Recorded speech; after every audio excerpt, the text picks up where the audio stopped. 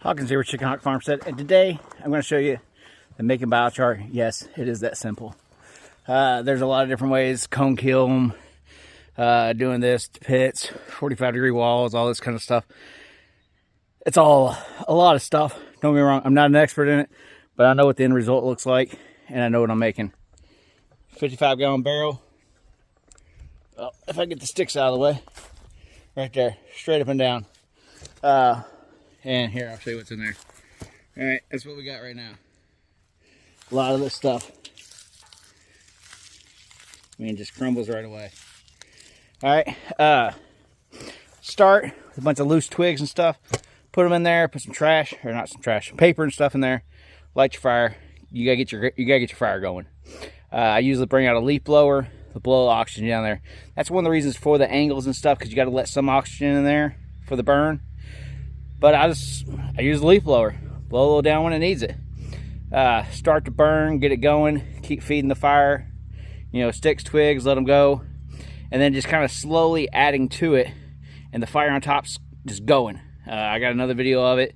If you need another one other than this and that one, let me know. I'll do it again. It's not a big deal, because it's that easy. Just let that stuff burn, and it burns, and you keep adding and you burn. If it's going out and it's not staying lit, hit it with that leaf blower, get the juices going.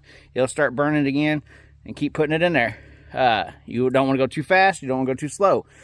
Just go with it. I had a huge pile of twigs. A lot of people, just from one pruning, you get a lot of, you'll have a lot of material.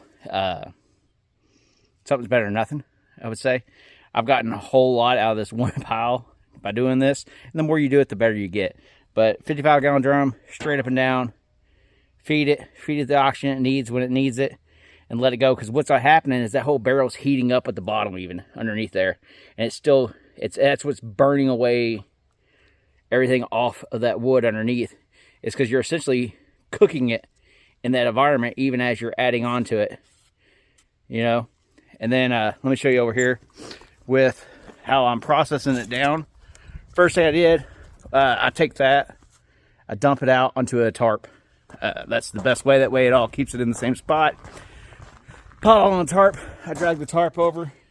I do have an asphalt driveway. I fold the tarp over onto it. I think I did another video about this too. I'll add a link to all that stuff, or actually there'll be a playlist. Should be about biochar. And got my little tractor there, but you can use a car, whatever, and just run over it, because you folded it over, so you're not going to get your tires dirty and all that kind of stuff.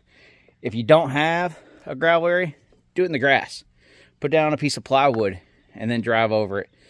Just come up with these solutions. I mean, like, everything I've done is just, most of the time, it's stuff I have laying around, and I'm like, how can I make this happen? But I'm showing you, my ideas. You can use your own. Mainly, it is that simple. Now here, I had that laying on the ground. I threw it on this pallet, lifted up my forks. That way I got to bend over. Makes everything a lot easier on me. I got a 5-gallon bucket here. This thing's actually full of biochar. That's the end result, is where we go. This, I bought a prospecting kit. I think it was like 50 bucks. This was the little 5-gallon. You put your stuff in there before your little pan for gold. Something me and the kids did for fun. So I already had this. You can make something like this out of some hardware cloth and build a frame around it, wrap it around there, nail it all in and stuff. Fit over any kind of container. Once again, it doesn't have to be a 5-gallon bucket. That's what I'm using. And I'll show you, like, I went through there. Not everything's going to get done. So the first thing I did, I went through and I started grabbing out, because I put big chunks, little chunks. This stuff didn't get burnt all the way. Oh, well. Listen, pick it out. It's not that big a deal. After I ran it over and it smashed all the stuff that was charred and actually biochar, all the bigger pieces, pick them up, pull them out. Too easy. I even used a grabber, so once again, I didn't have to bend over. Make things easy. If they're easy, you'll do them. If they're hard, you won't. Right? That's how all of us are. So now, I got my little bucket here. Let me scoot y'all back, and I'll show you exactly how I'm processing this part, because it's not ingenious. It's just simple. And the biggest thing is, I'm saving my back, and that's what really matters. So, at first, I was using this little shovel. Well, guess what? It's like,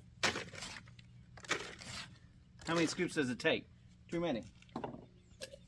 Get something a little bigger. And yeah, I put gloves on so then it's not all, ugh. So we got that in our bucket.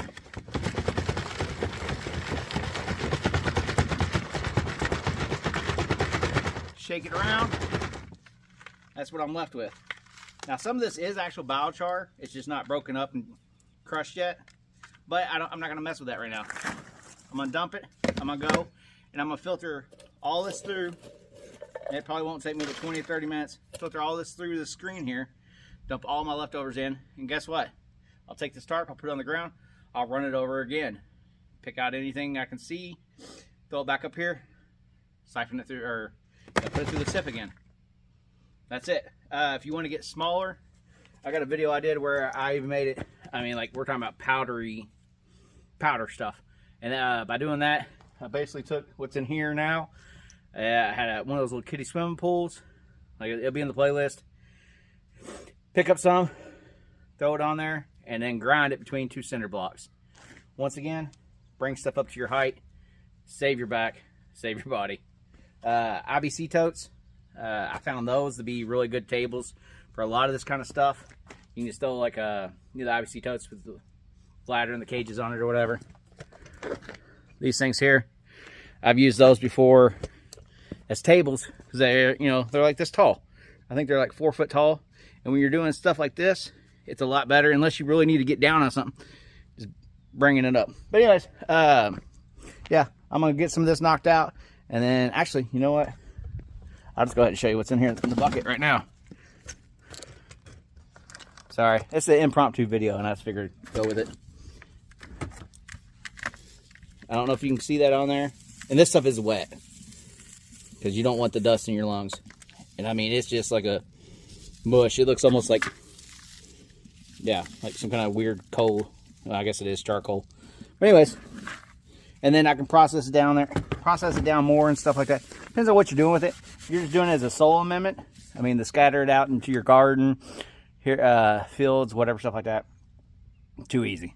So, all right, that's it. Hopefully I can turn this camera off with my hands are a little dirty now. Hope that helps somebody out there. Hope this video is quick, so you stayed around. Learn this. Like, share, and subscribe. Hopefully I'll have a lot more content that you'll enjoy coming up in the future. Later.